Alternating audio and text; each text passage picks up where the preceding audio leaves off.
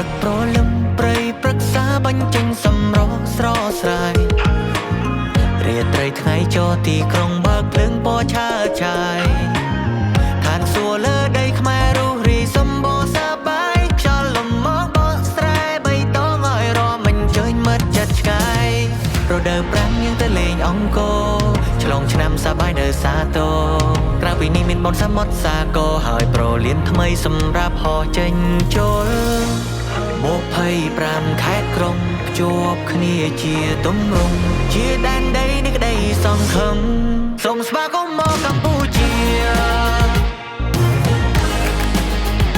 យើងសន្តានរួមមិត្តបានទាំងក្រុងទាំងស្រែធានាស្រុកខ្មែរមកលេងបានគ្រប់ខែ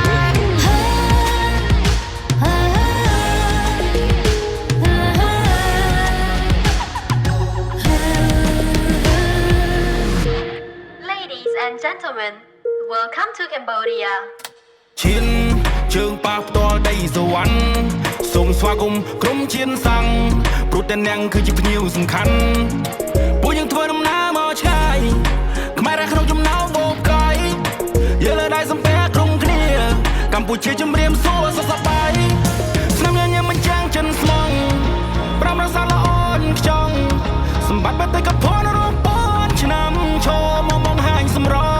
ភ្នំពេញរាជធានីលោសោភាកយកូនចាំងទៅមកផ្ទៃកុងគារស់រាយរាក់តែអ្នកគ្រប់គ្នាហោះទៅខ្ពស់ជាមួយគ្នា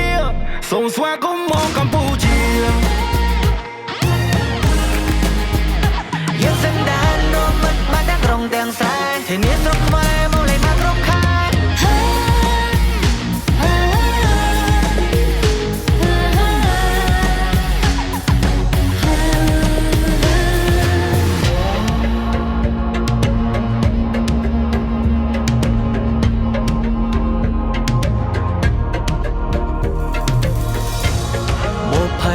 5ខេត្តក្រុងភ្ជាប់គ្នាជាទម្រង់ជាដែនដីនៃក្តីសង្ឃឹមសូមស្វាគមន៍